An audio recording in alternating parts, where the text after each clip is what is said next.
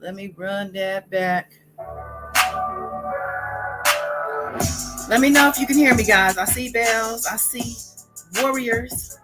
It's good to see you on this Thursday.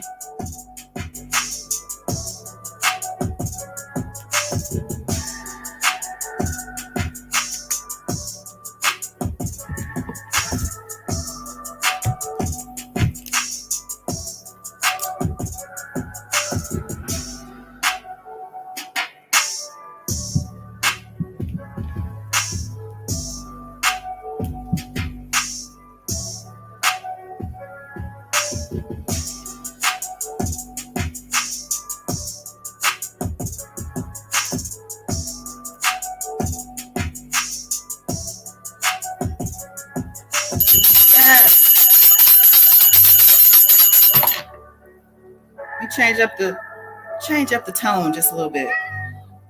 Calm down. Yes, baby.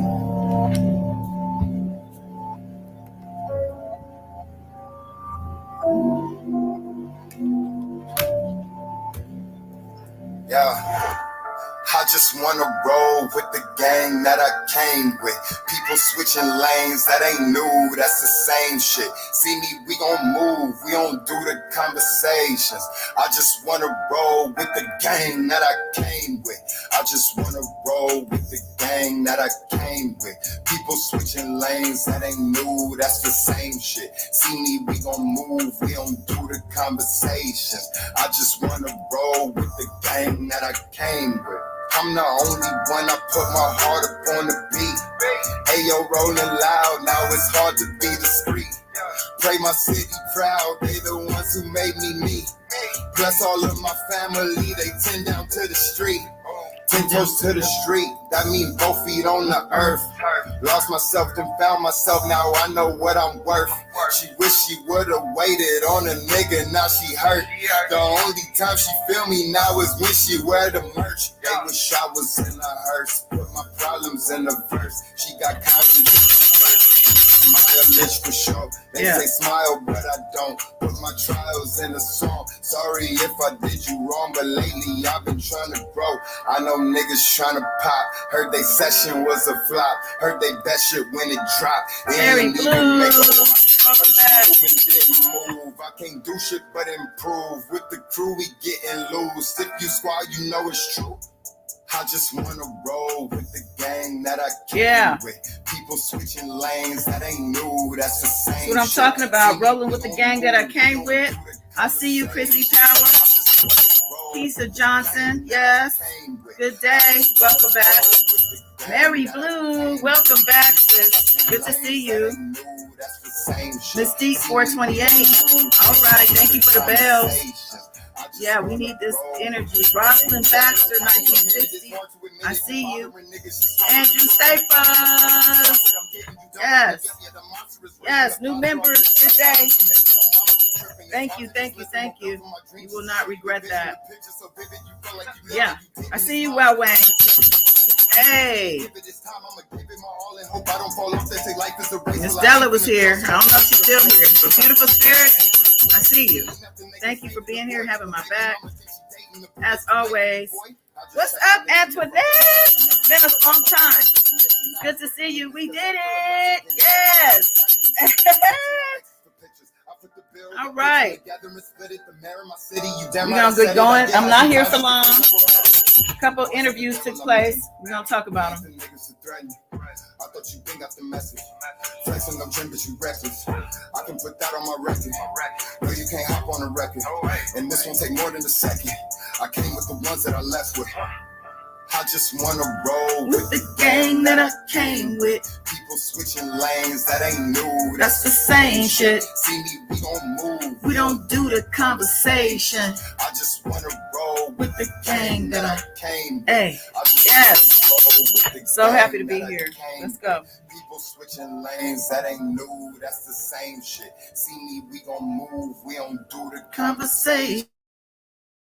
God is dawn. Like and subscribe. Comment some night. Loving this light. Here's God is dawn. God is dawn. God is dawn.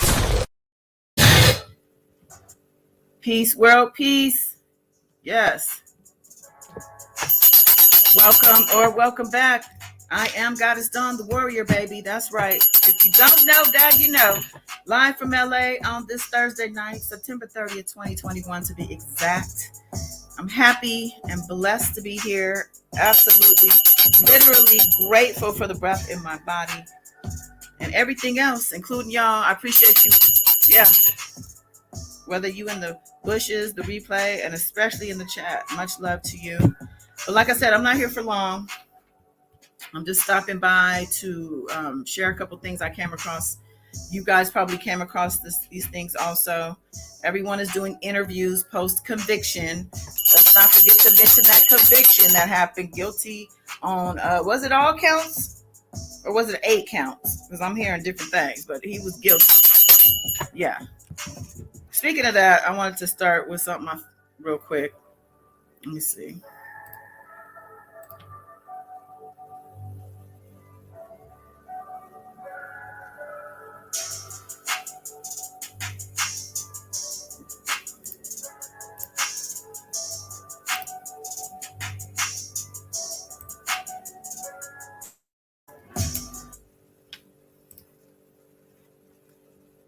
Oh, let me get rid of the Bluetooth speaker. I'm already knowing. Hope you guys are doing well and being safe. Remember, COVID is still a thing. Regardless of your vaccination status. Just adjusting the audio here.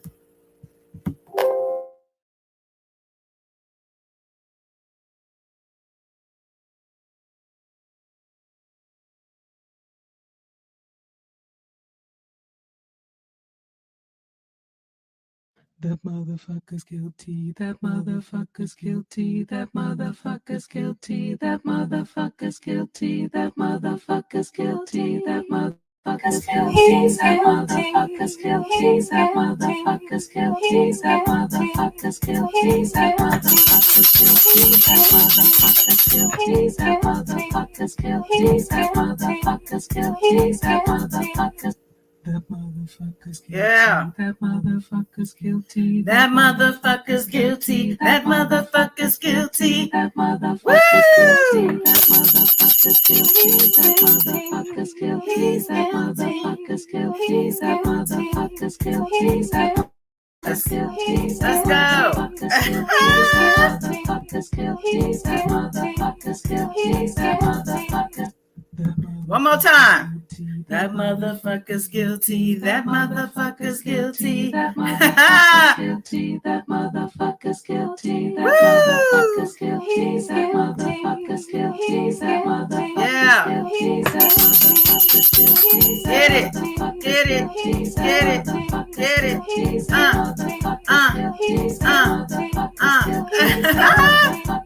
Y'all know I had to share that. I'm gonna be sharing this more than just today, probably more than once today. So, but I had to do it. That was super cute, super talented, isn't she? So, yeah, guilty. All counts. All right, so let's see where we starting at here. I have a couple things I want to get into. Like I said, everybody's interviewing. We had Gerald Griggs, the Savages lawyer. He was on BNC. I saw Sparkle do an interview the other day, as well as Asriel Clary and others. But tonight we're going to listen to just a couple. I have Gerald to interview Barry Hankerson on Dr. Oz. Remember, we were talking about that like a couple weeks ago. But yeah, we got that. And the press, the press speaking out also about the trial, post-trial. There's an article. I haven't even read it yet, but it looks like they might be spilling some teas, talking about the supporters and whatnot. But yeah, I want to get into all that. And then I have a comment. I'm going to actually start with that from Lucky Penny, our lovely warrior. I see you, Pendleton, coming in here. Thank you for the purple hearts. Yes. Yeah. Oh, Beautiful Spirit is here. Yes. Hey, y'all. What's up? Yes. That motherfucker's guilty. That motherfucker's guilty. That motherfucker's guilty. Hey, catchy. So, yes. Let's see. So, how you doing? Before we get into this, I'm doing pretty good. How about yourself?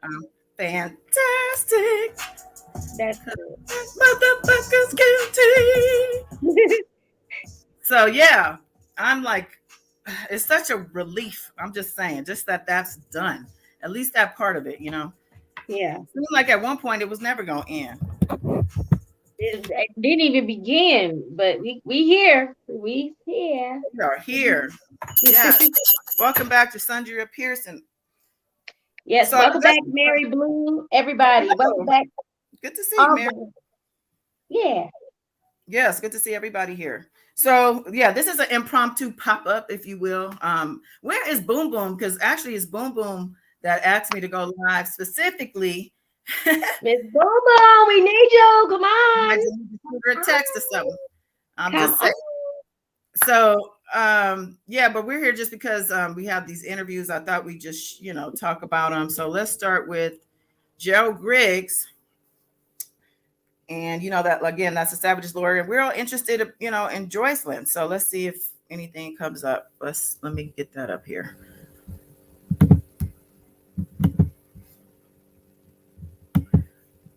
Oh, I keep forgetting I have my mouse. Okay, let's see. Gerald Griggs.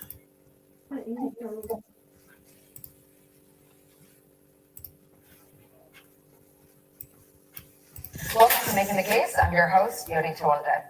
As R. Kelly looks at a possible sentence of life behind bars, reaction to his conviction this week continues to make headlines. A jury convicted the singer on all counts on Monday in his racketeering and sex trafficking trial. Some of the survivors of R. Kelly's sexual, physical, and emotional abuse have responded to the verdict online, while others have remained silent.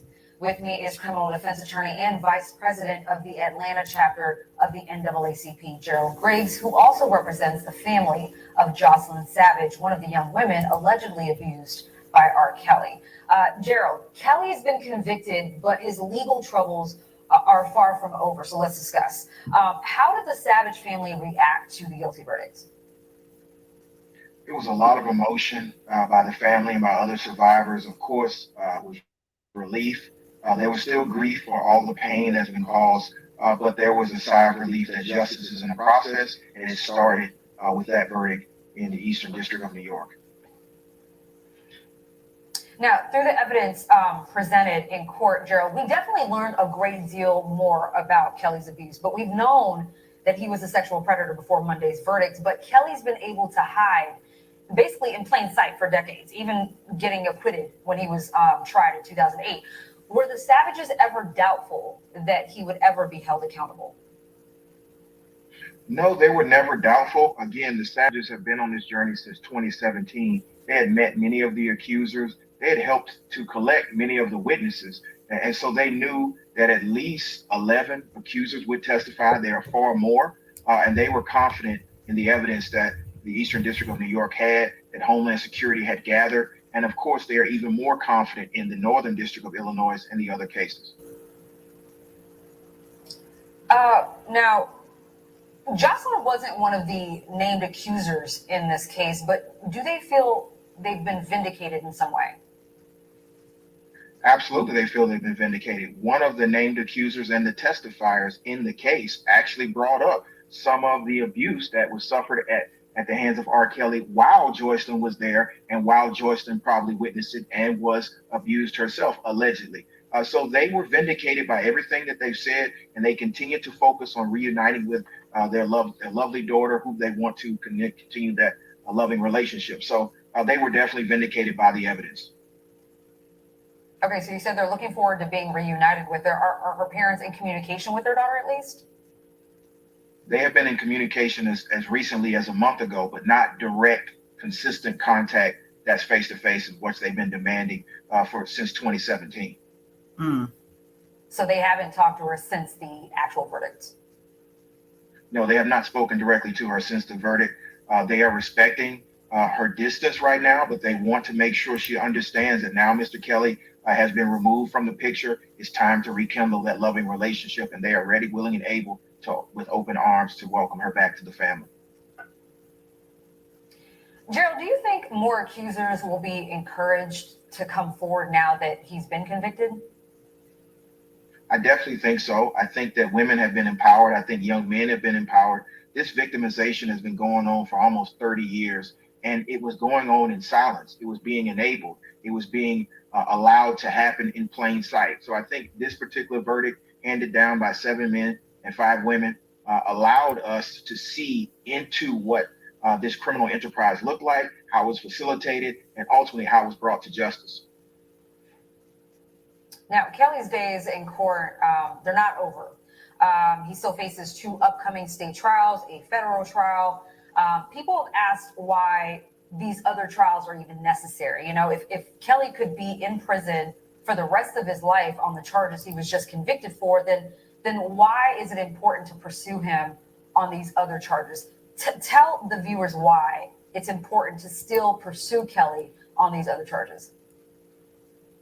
Again, there were more victims, there were more survivors. This was just the tip of the iceberg. We always considered the Eastern District of New York a strong case, but it was not the strongest case. It didn't include all of the survivors. So that's why the Northern District of Illinois is important. That's why Cook County is important. That's why Minnesota is important. Mr. Kelly must be brought to justice for all of his crimes, not just the RICO conspiracy and violation of the Mann Act. We're talking about child pornography. We're talking about aggravated child sex assault. We're talking about all kinds of crimes that happened under this 25-year reign. So it's important that he be brought to justice. All of the survivors get their opportunity to testify in court and, of course, be cross-examined. And, of course, Mr. Kelly received due process, but ultimately he needs to be brought to justice, and that's why these other cases are necessary. and to also be able to give these other accusers their day in court as well. All right, let me get your thoughts on another case that you're close to. We're less than a month away from the state murder trial of the 3 men accused of killing Ahmaud Arbery. This case has been riddled with corruption from the start, which resulted in criminal charges being filed against the former DA earlier this month. Between now and the trial date, there's always this back and forth between both sides about what evidence can be introduced, other pretrial matters that need to be resolved. Have there been any recent developments on that front? Anything we should be aware of? Oh, again, the judge has already ruled on pretrial matters in this case. So all that's left next is jury selection, which will begin October the 18th, and the trial will commence. So there may be some additional motion in limines that are filed right up to the day of jury selection, but nothing substantive that could affect the outcome of this trial will happen between now and jury selection. So the McMichaels are set to go to trial. William Roddy Bryan is set to go to trial. The community is preparing. There will be a rally right before the trial on October the 16th in support of Ahmaud, and we will continue to run with this family and run with Ahmaud till we get justice. Now, Gerald, unlike R. Kelly's trial, this trial is going to be open to the public. And we're going to be covering that case minute to minute. But that usually means there's more coverage. What impact do you think that could have on the trial as a whole? I mean, anytime you have a trial that's played out in public on television, there are all kinds of extracurricular things that may happen. But this particular judge has been sitting for a very long time. I'm sure that they will take the necessary precautions to make sure that both is a fair trial, but also an accessible trial. But there will be loads of media there. There will be loads of other people there. Of course, we still have our COVID precautions in the state of Georgia because we're still in a judicial emergency, but it will be more accessible than the case that happened in federal court for Mr. Robert Sylvester Kelly. So I fully expect that many of the supporters will be there. I fully expect that the defendant's family members will be there, but I suspect that this will be a fair trial that will be commenced very expeditiously and will move in the proper fashion here in the state of Georgia. Wow.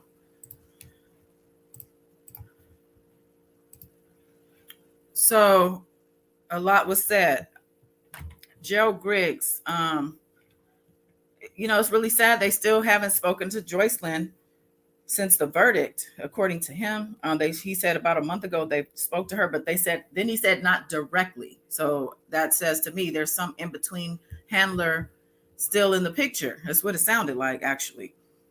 If you got something different, let me know.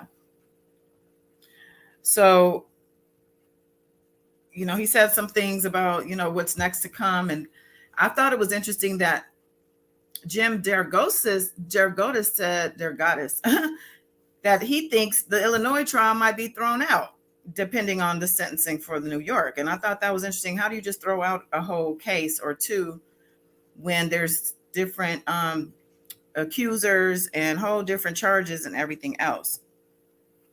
Any thoughts on that? You're muted.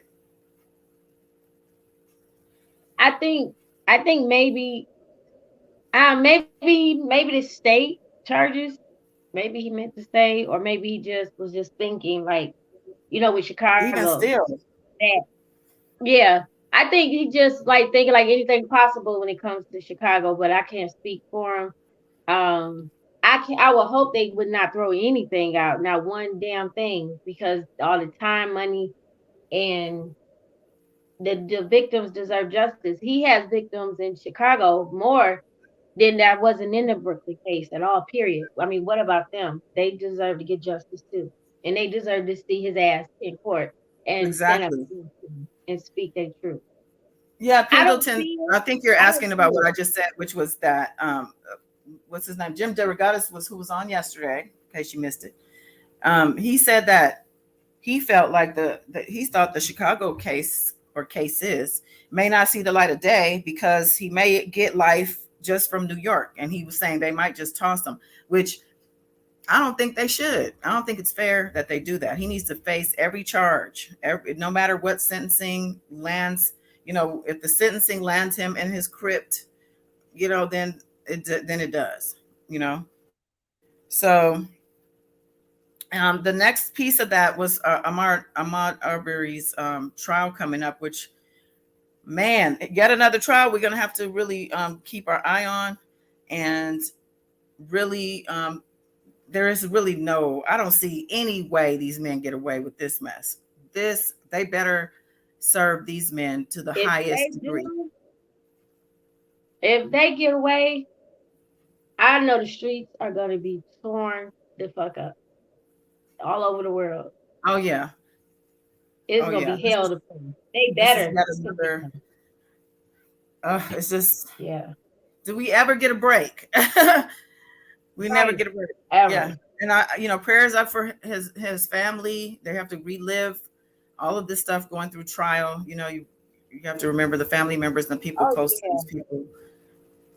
So, and they might show that video footage of the killing. I'm sure they will. Too. Yeah. Yeah.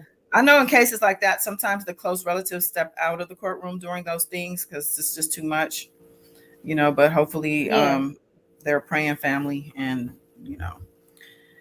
So I want to get into Barry Hankerson, or actually Azriel. We'll do Azriel's video.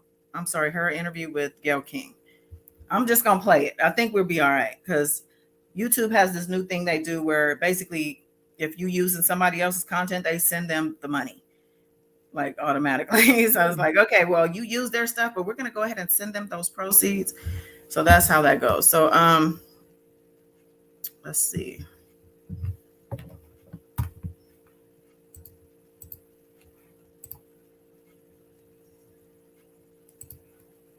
Is Boom Boom coming? Oh, Boom Boom. I forgot. She did pop in here. She said she was late. I don't know. I didn't send if she just let me know if I'm not in the chat. Some of you on the side, but let me know.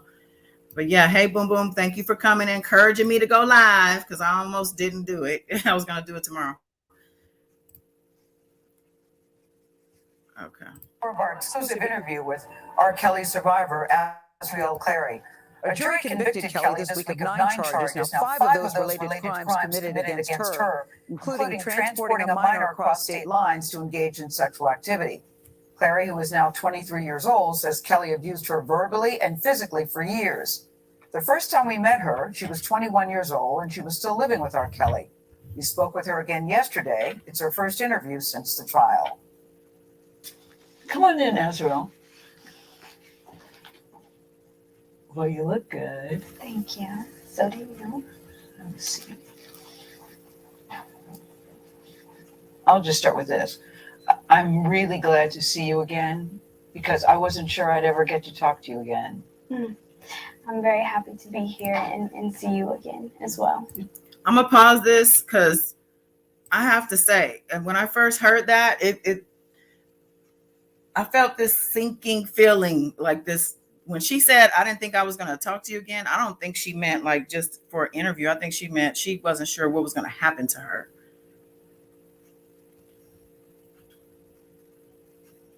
Hey, Miss Davis, welcome back. Veronica Tubbins. I think just drop the link for Miss Boom Boom. Drop the link. Say what? Drop the link for Miss Boom Boom.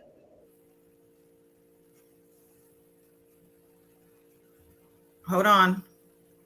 I have to switch screens and all that to do that. Oh, okay. Just hang tight, please. Okay. It feels like a full circle moment to me. When we first met Asriel Clary in March of 2019, she had been living with R. Kelly for almost 5 years and was one of his fiercest supporters. Don't know the truth, you guys. I believe it's a facade that our parents are saying. This is all lies for money. Clary and another woman, Joycelyn Savage, told us then that they were in a relationship with the embattled R&B singer. But Clary left the apartment she shared with Kelly in Chicago 7 months after our interview. I was lost and I felt invisible and I gave someone that control over me to basically make me do whatever it was that they wanted me to do and act however they wanted me to act. During R. Kelly's trial, she testified that he began sexually abusing her when she was just 17 years old. At the time of the interview with us, were you afraid when you were sitting there talking to us? I was. He did his interview first. I didn't do this stuff. This is not me, y'all. I'm fighting for my life. Y'all killing me with this.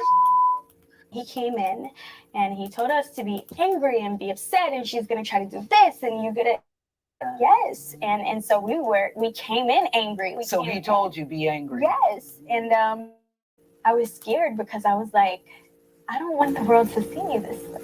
You know? I'm loving, I'm caring, I'm compassionate. Mm-hmm. And no one got to see that side of me. Yeah, you know, it's interesting because your dad called me after and said, that is not my daughter. That is not who she is. That is not how she speaks. That is not what she believes. During the trial, you testified that you said, I was not honest in the interview that you did with us. Yeah. What were you not honest about? Everything. Everything. Everything. Yes. You know, before that interview, I'm going to pause it real quick because I just want to speak on her appearance. I know some people were curious. You know, I personally just first noticed the bags under her eyes. You know, she's a beautiful girl, of course, young woman. However, it looks like she hasn't had a lot of sleep, or, you know, obviously she's been through the trial of the century. She was a very important part of that. And I'm pretty sure that was a lot of weight to carry, you know. So I don't know what's going on, but, you know, I just feel like it is good to hear her come out to, I guess, clear her name in a sense. But she looks, I don't know. What do you think?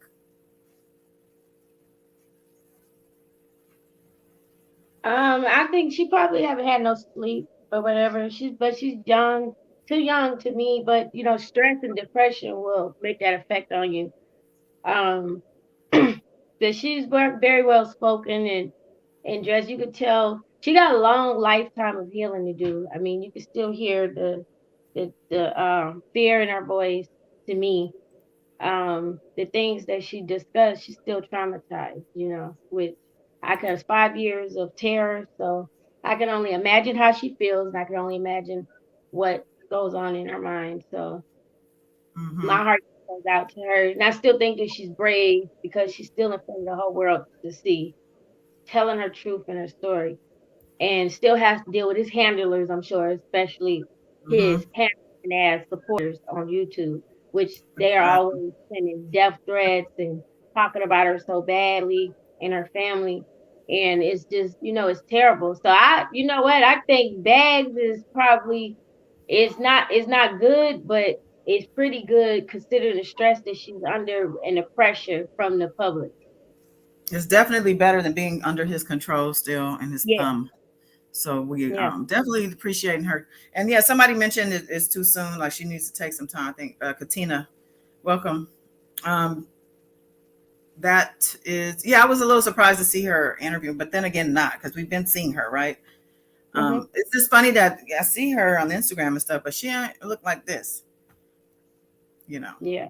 Like I said, that's a lot. It was a lot. So yeah, we're proud of her for sure. Definitely. Everybody involved, honestly, that are, you know, people are resilient. You know, you got to be, you got to put on some extra mojo to push through life when dealing with something crazy like that. I can't even imagine, like you said.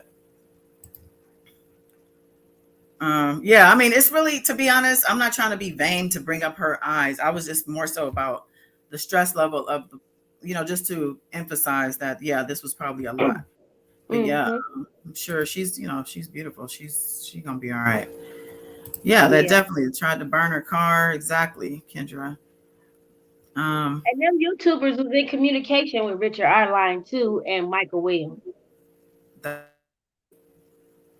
is true. A true survivor. Yeah, she carried a lot of the weight of that. Yeah. And Geronda Pace, all of them girls. All of them. Young ladies. And I'm still praying for Joycelyn. I'm worried to death about that baby. I really am. That girl needs Definitely. to go home to her family where she'd be safe. At least we'll know that she'll be all right. They didn't talk to her directly. How we know if she's okay? We don't know. We can't talk to a third party. Like that's devastating for a parent, and that's stress on them. Okay. Let me continue this. You know, he had us practicing every single day, Practicing what? answering questions. And if he didn't like our answer, he would tell us exactly what to say and how to say it. So anytime you mention anything, Azriel, yeah, I'm stunned by this. yeah. So anytime you mention, Anytime you mention anything about sexual preference, we already know to say, I'm not here to talk about that. Because that's what he told us to say every single that's exactly time. what you said. First of all, I'm not here to talk about my personal life, Okay. and I would never share with no one what I do in or outside of the bedroom. So when the interview was over and you all go back to his apartment, the three of you, what is the conversation? He was so happy. He was happy. He was so happy. He was like, you guys did amazing. You know, you did so well. You carried yourself so well. I believe he even got food and wanted to celebrate. That's how happy he was with that interview. And I was just there like, what did he think came across? Truthfully, I think he believed that he had done well. He felt like he had really made a great reflection of himself and where he was in life, and how all these women were lying on him, and how all these people were just, out to get him, and, that sympathy card that he just loved so much. Did you ever have conversations when he wasn't around to say, this is not good, this is not healthy, we got to get the hell out of here? Did you ever have any conversations I feel like a lot of people tried, but everyone always got beat over it because he was very good at manipulating the situation. So even if he knew or not, he would basically say, he could come in his room right now and he would say, I've already spoken to Joy. She already told me exactly what you guys have been talking about. You have 5 minutes to be honest, or you're going to be thrown around this entire room. Everything that we were living in had become very normal. And I had to break out of that. I had to realize that this is actually abnormal. Yeah, the dysfunction, that after a while it did feel normal to you? It did, because it was not only me, it was other women who were older than me. When I met him at 17, he had 4 other women. And so these women are all normalizing his actions. And then you have assistants normalizing his actions. And you have workers and security and everyone else that normalizes it. So me being very young at that time, I just learned to normalize it. What do you think anybody could have said or done to help you leave the situation sooner? Nothing. Nothing. I feel like something that I would have had to have woken up for myself, something that I would have had to realize. A lot of people don't realize with victims, the more you try to help them, the more it upsets them sometimes, Your interview stands out because you were one of the few who we've heard who defended him so vocally and so adamantly, and now ends up testifying against him. Well, your testimony was very key, Azriel. Very key. It was very painful. Some of it was so graphic, the judge wouldn't even allow it to be released to the public. And I'm wondering what it was like for you sitting there, looking at him while you're testifying about what your life had been like with him. It was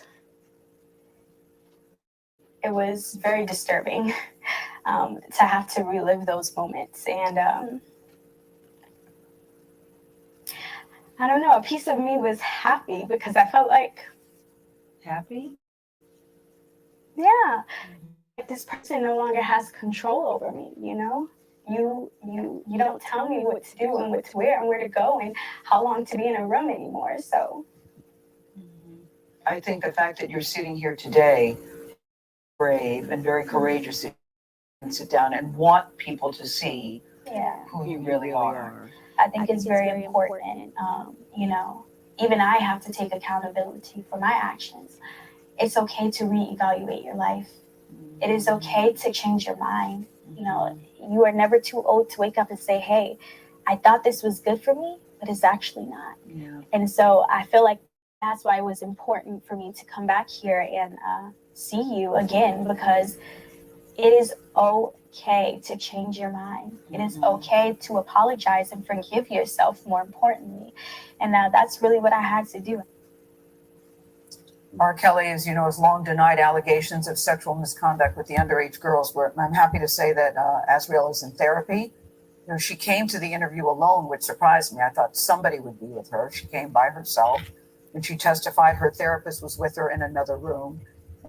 That she still has a lot of work to do, but what happened to her, I was really glad to see her in such a different space, because what she's been through, when I say unspeakable things, I won't go there, only just say at one point feces are involved. Take your mind wherever you want to go. It's that graphic. The humiliation, the that happened to the young woman, and the fact that she's still afraid because she's worried that she still gets death threats from R. Kelly's supporters. She lives in fear. And, you know, at the time, you know, she said very disparaging things against her family. She said, imagine, I hadn't seen anybody for 5 years. I'd never seen any other woman other than yourself who wasn't in an abusive relationship. That's why that made such a mark on her. She said she gave him control, which almost places the blame on herself. On herself, yes. Right. Does she realize at this age that he was manipulated and that he actually took control? Yeah, she realizes it now, though, Nate. But at the time, you know, he was very good in terms of grooming them. For sure. You know, and you would think that everything was fine. When we came to do that interview, they're out shopping, which is what he would do. He would send them shopping. So they came back with all these shopping bags to show these people aren't being held against their will. They're happy. They're out shopping. Having a great life. Yes, yes. It's all very, very, very manipulative. It's amazing interview. Wow. Which I believe they had to return a lot of that stuff because it was all such a stage, you know, for him. Really? He was good for that. That little walkthrough they did with Joy in the mall with the person that I know that was filming, you know, walking behind him, said that, you know, he acted like he bought a watch that day or something. He returned it back.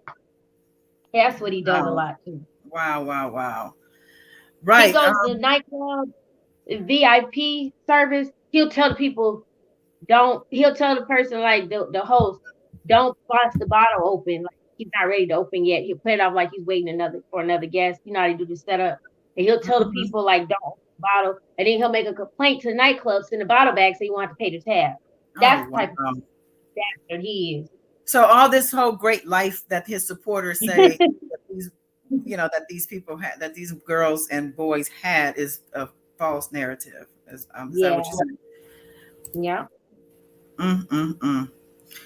You know, I was looking at her face, and you know what those eyes remind me? Well, she already has kind of, she has big eyes anyway, but they remind me of crying eyes. You know, I've had those nights of crying, bawling my eyes out, waking up with my eyes all bubble, like swollen. That's what that reminded me of, when you just have a hard cry. Yeah. And I hope, you know, if that is the case, it's just her releasing and not anguishing, you know. Yeah. Crying is not always bad. Yeah, she was about to cry in that interview, I could tell. Yeah, and I was about to cry because I felt that. Yeah. I feel like she was definitely more genuine in this interview than the previous interview. I could tell the difference. I knew she was acting. I could tell that extra bravado and all that hostility was preamped and, you know, well prepared, like she said. And, you know, I caught how she said he ordered food and fed them that day because he was so satisfied with how they did the interview with Gayle. It was a treat. Yeah, it was a treat. And to have the food. That is ridiculous. That son of a bitch needs to burn in hell. They earned a meal that day. That's terrible. And some shopping, maybe. Yeah, I think she's strong. And he wanted to celebrate, like Boom Boom said. And I could only imagine the celebration must have been sexual act.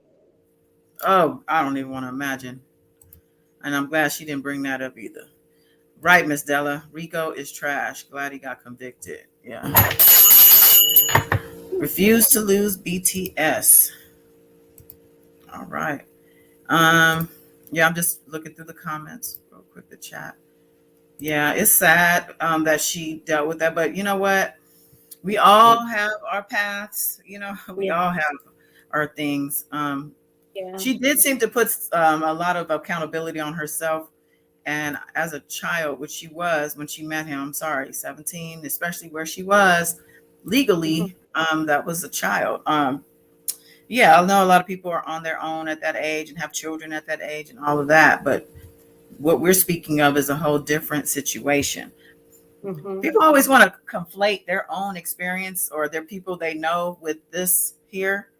And you don't know nobody that dealt with R. Kelly, I guarantee you. No.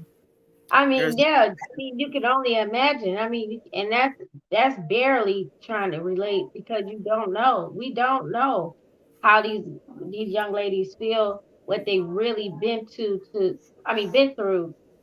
in depth. I mean, we're getting just this little snippet because they said like it's just some horrifying things that he's done to these at the time they were kids and even adults. But he did a lot of damage on the kids. And now they're young women. They have to find their way in life and learn how to deal and cope and, try to find a way. They have to learn how to deal. This is something that's going to affect them to the day they pass away. for I sure. mean, I think it's an insult for people to play his songs. You know what I mean? Outside Right. the courtroom, or they're like sending songs dedication to her. I think that's an insult and a slap in the face. Nobody wants to hear his fucking music, knowing that what his music he done made a song out of what the abuse that he did to me. No, huh. Nope. Mm-hmm. Yeah, the first interview looked manufactured. I agree. Yeah, he's There's a definitely. God, boom, boom. Yes, there is. God is Yeah. good all the time. And for all we know, he probably had beat on that baby. Because if you notice, she had a turtleneck on, a winter coat, and everything. She was covered At the from hotel? when she did the Gayle King interview. Oh, the The first first interview. one. She Okay. was covered up. Well, you heard her say if they didn't do it what he wanted or rehearse the way he wanted, she said they were, what did she say, thrown around the room? Yeah, he said he would come in and say they're going to touch every part of the room. Definitely prayers up. I mean, everyone involved, especially Azriel, especially just everybody. I can't even leave anybody out because it just seems like it was a whole complete. I think she need more security though when she's traveling because you cannot trust or let your guards down with these obsessive people that's obsessive over him in support of him. So Yeah, I hope all it of was these parts had security. to work together, definitely, and Yeah. including just the people in the courtroom. And Mhm. yeah, she said she was by herself, and then she had a therapist with her at the trial, right, in another room. Yeah. I'm glad to hear she has a therapist. Yeah. The therapist, everybody need to have protection because this is serious. I mean, people coming up deceased. It's crazy. Diva Time Dance Company. Some of these supporters said that they would leave their children with Kelly. I believe it. They I want do to too. because they're thinking that they're gonna get a position. Some of them think they got a job waiting on them. They think that, and that's frightening, and they're dangerous people. I could see them forking over their kids willingly. Them the Yeah. ones, the parents that would need to get arrested. Them would be them kind of parents. JC said they're still harassing her. They're harassing all of these young ladies and probably the John Does too. I wouldn't be surprised. Yeah, Miss And Boom Boom, I wouldn't even leave I know, a dead rat from Detroit with his ass. I know, boom, boom. I wouldn't leave my dog with R. Kelly. You right to not do that because I hear the rumors about him and Believe. Okay, I just want to get through these. Guilty, guilty, guilty. That motherfucker's guilty. Hey. I'm gonna have to play that on the way out. Okay, so last video. Well, yeah, I'm gonna have to spread them out because I have a couple more, but I'm gonna do this one. It's Barry Hankerson on Dr. Oz. And if anything is interesting in that article about the press, then I'll go into that. But movie sites. I don't know any free movie sites. Okay, let's see.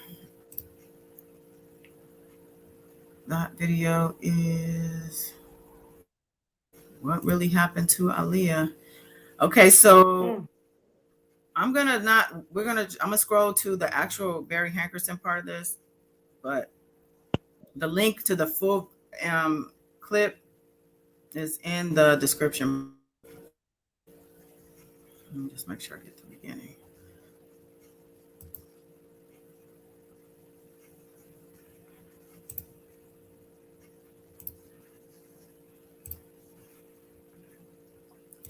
Hey, come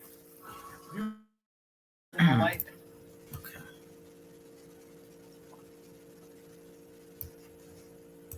Everybody from Tony Braxton to Missy Elliott, and he joins us exclusively. Let me get the beginning. The pilot did. Whoa. He was not the authorized pilot for that plane, and he had just joined that company a few days prior to that flight. So he was very new with that company. Maura, thanks as always for the great insights. Thank you.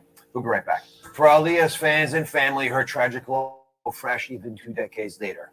Barry Hankerson is Aaliyah's uncle and the founder of Black Crown Records, the label that released her music. He was married to Gladys Knight. He's worked with everybody from Tony Braxton to Missy Elliott, and he joins us exclusively now. You started your label when no one else would support Aaliyah. Mm-hmm. What happened? Well, it's pretty typical in the music business. She was so young that a lot of people just didn't have the foresight to envision down the road of working with someone and developing. You know, pretty at that time things were pretty instant. Well, you got an artist, let's hear the record. It's a hit, or let's put it on the radio. You know, where really you have to develop an artist, give them an opportunity to find what they wanted to do and who they wanted to work with. Well, what is it that made your niece Aaliyah such a superstar, a 1 in a million find? My God, that is so difficult to answer. She had, from a little girl, she had a way that she just did things slightly different. She would view a movie slightly different. She would dress slightly different. And it was just her peers and her friends and her family were just always in awe of whatever she did. She would just come out and start singing one of her favorite songs, My Funny Valentine. And in fact, a show called Star Search. And she just was so special. We knew how special she was until she started talking about singing. I don't think any of us knew where she was headed until she actually started singing all the time and wanting to perform. And because of my profession, you know, it just be, hey, why don't we see what we can do? About a year and a half ago, you had a stroke. Yes. Could have been devastating. It's pretty scary. How did that brush with death impact how you now view the passing of Aaliyah? Oh. Well, it kind of made me feel closer to her, to be honest with you, because when I had the stroke, it was so out of the blue and so sudden. For about an hour, I didn't know where I was. I was in some dark place, but I could feel the presence of other people. And I believed the other person was my mom. And she spoke to me and told me to get out of here and go back. And I said, Mom, is that you? I can't see you. I'm going to stop this because this man is out of his mind. I'm just saying. He's sitting here saying, so he had a stroke and he found himself in a dark place. Aaliyah's not in a dark place. That's why you didn't see her. You saw your mom. And we don't know about his mom, but from what I could tell, the apple now doesn't fall far from the tree. Him and his sister Diana seem to be somewhat of rotten apples. I hate to say it like that, but I wanted to just acknowledge that real quick. And she said, you're not supposed to. You see me when you come back.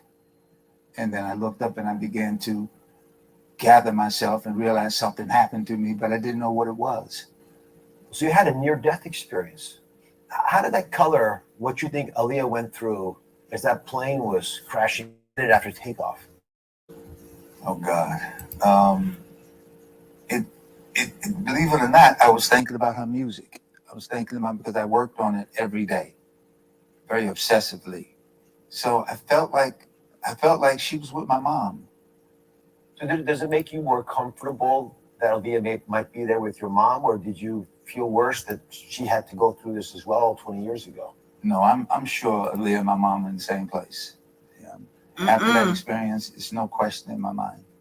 Where were you when you found out about the plane crash?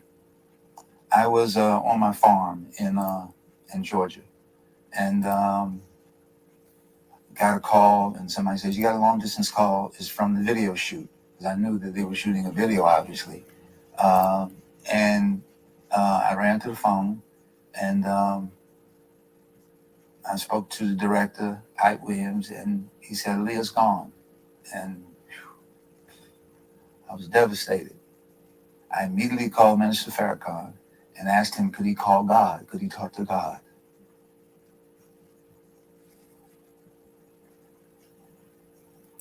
Okay. Beautiful Spirit. I was going to pause it on the plane because remember we were talking about those images. But I'm thinking they're going to show up again. But I'm going to try to remember. Yeah, they're going to show up. Look at his face. I don't feel sorry for him. I don't feel sorry for him. No, I don't either. I like that this title, What Really Happened to Aaliyah, because Boom Boom said something like, I believe you know more. He's going to say some things towards the end of this, so just keep listening. Yeah. And he said, oh, my brother.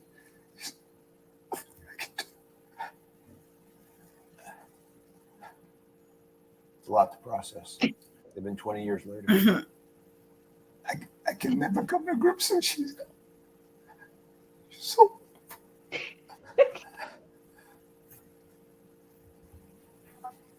And 25 years later, we're coming out. Look at Dr. Oz face, y'all. Dr. Oz be like. If you could go back and change anything, do differently, how would you protect Aaliyah? Yeah, he's like, son of a bitch. How would you protect Aaliyah if you could go back? He asked. Yeah, the photos gonna come up real soon. That's a good, ugly question. Oh, good. Because there's so many things, so many nights that I've stayed awake, wondering if I had made the plan different, or if I had been there to the video shoot myself, if my sister had been there, if this person had been there, or that person had been there, we could have helped to make a better decision on taking that airplane. So whose idea was it for her to go down to the Caribbean? Hype Williams. Here we go. Hype was the director. Be very honest with you, I did not want to use Hype Williams, but there was a push from management, which is her mom, to do a video with Hype. I did not really want to work with Hype Williams. I regret that. If I could do it over again, I would not have worked with him. And I don't know where the video would have been shot. Would it have been still shot there or someplace else? But it's the first time I've ever said that. But that's what was in my heart when his name came up. So it was more your sister than R. Kelly pushing for Hype Williams? I don't know, but that's a very good question. There was some type of rapport my sister had with Robert Kelly that began to creep into. Did we miss something? Because I believe we were talking about Hype Williams, and he then brings up Robert Kelly. I don't think Robert Kelly was big bitching before this. Yeah, and why would? Right, but y'all peep game what Dr. Oz gonna say and ask, and how Hankerson gonna reply. Yeah. But still, like, this is the moment where it kind of switches. All of a sudden now, R. Kelly's in this conversation. Yep, all of a sudden.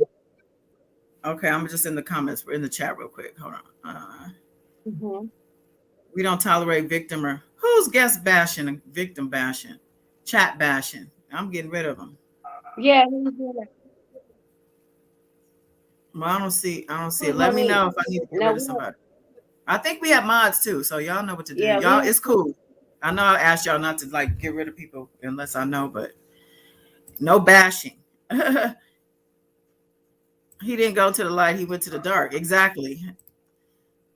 And Aaliyah wasn't there. And he gonna say that means And for his mom to be already down there in the dark, that means she was a son of a bitch too. I don't mean no harm, but Miss Della said Grim Reaper crying. and then for him to know how long he was out of it, he said it was about an hour. How you know you was down there in the hell for an hour?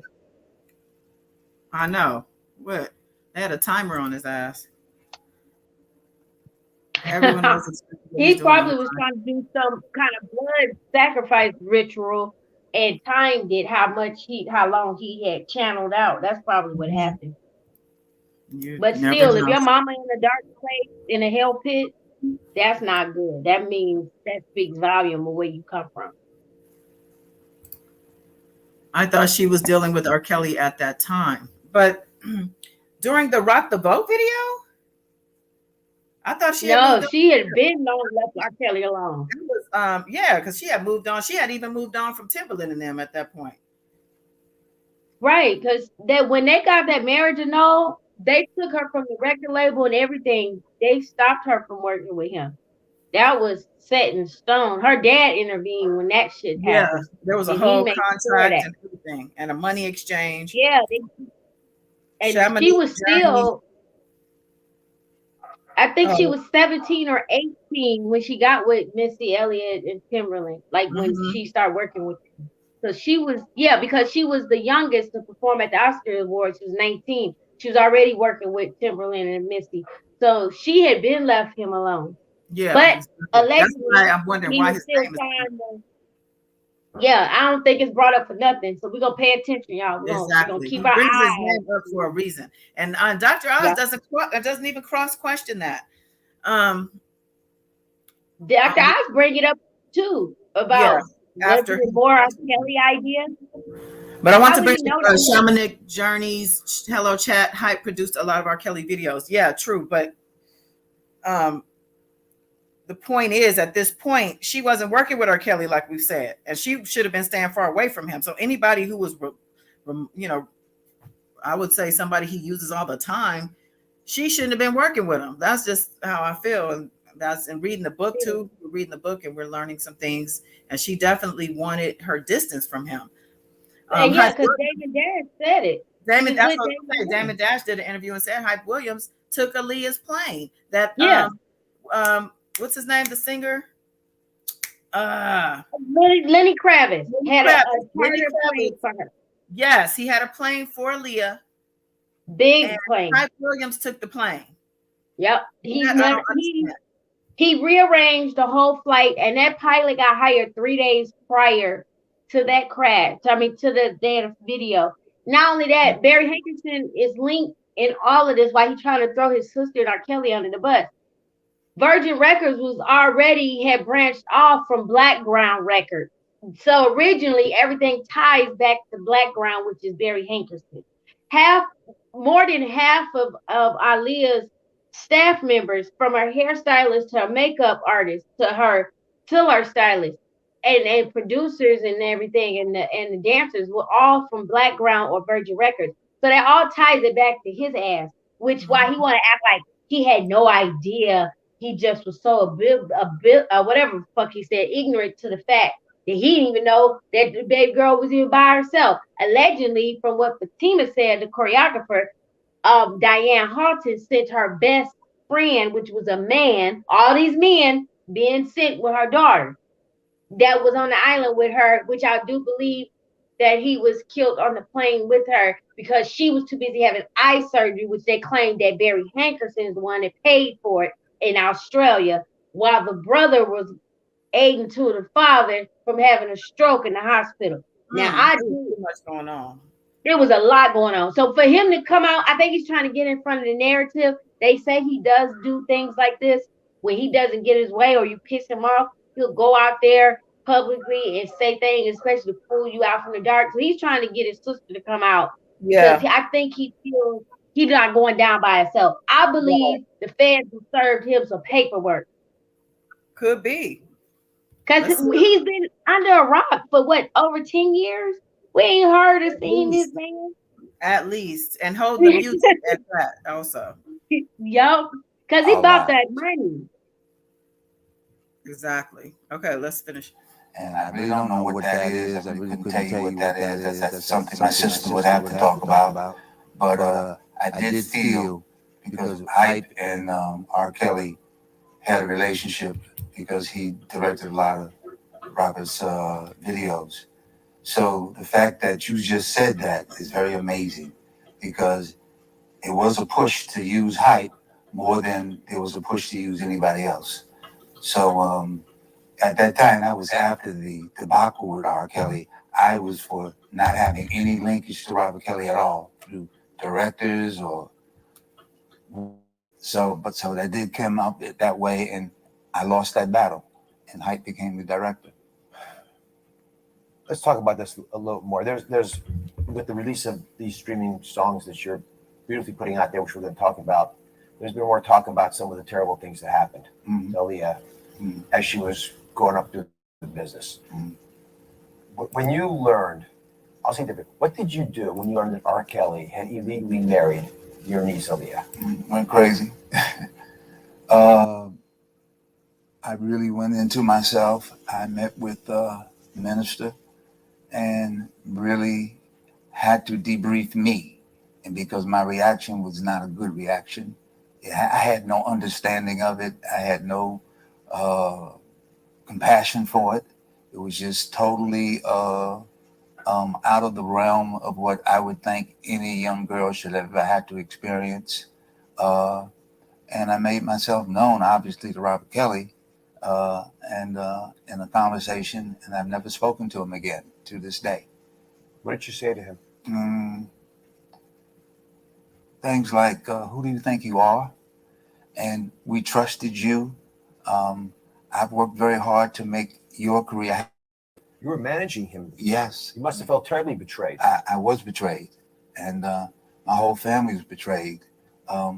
We gave not just an opportunity to learn how to perform, but we gave him a lot of love and understanding, because he had a tough life. I felt like that kind of betrayal, that you have to do something to somebody. But because of the mentorship of the minister, I totally went another direction and simply just followed along with my sister and just kept it to a very low ebb in our family and to the public, so that Aaliyah would not have to experience as much strife and pressure that could come from her family. You know, she wanted to pursue her career. That was important to her.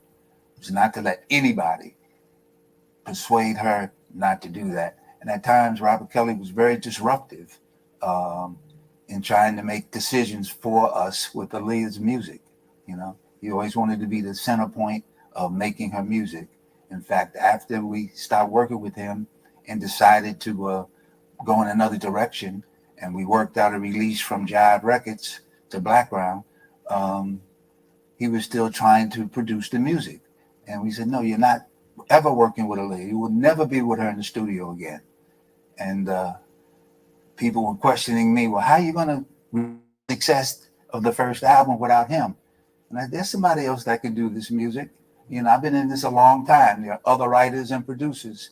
And lo and behold, we met Timbaland and Missy. I have to say anything after that. You've had sister, Aaliyah's mom, over this process. Much of this is in rumors. One of the rumors, obviously, that's out there, I just want you to put this to bed for if you can, was that R. Kelly actually paid Aaliyah's family to be quiet about what happened. Any truth to that? I don't think so. I think it was mentioned. It was, you know, when a person was as successful as he was, you had a label involved. They had an interest to keep him afloat. They were making a large amount of money on every record we did.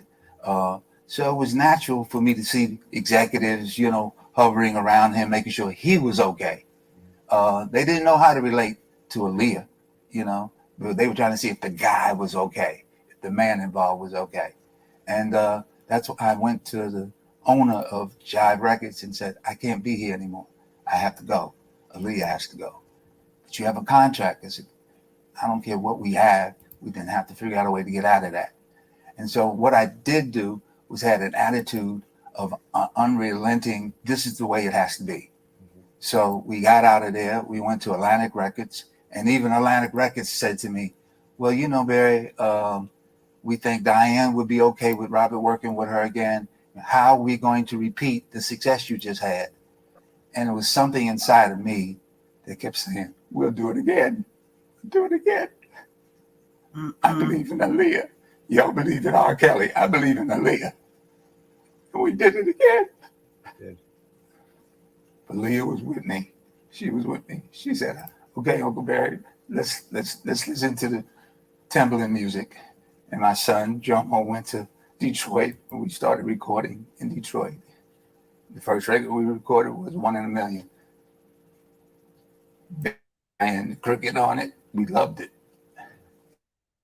We are back with Aaliyah's uncle and music mogul Barry Hankerson. Barry has said in the past that Aaliyah's death tore his family apart. His sister, Aaliyah's mom, Diane, is the executor of her estate and released a statement objecting to the streaming release of her music. So, Barry, what led to your estrangement? And how do you bridge this divide? Because, listen, families can be tough. If we weren't related, we wouldn't even be friends with our family half the time. But it's still family. Well, I have not really tried to bridge the gap because I really don't know how wide the gap is. I don't know why it became a gap. I'm a worker. I work every day, all day. I live on a farm. I literally farm every day. I feed cattle. Shoveling shit. I will bush hog a field. And that's what I know to do. That's what my father taught me. Work every day, son. Work every day. At some point, you'll get somewhere. So I don't know really what went on in my sister's mind. I don't know why she's done some of the things that she's done that I grossly opposed to.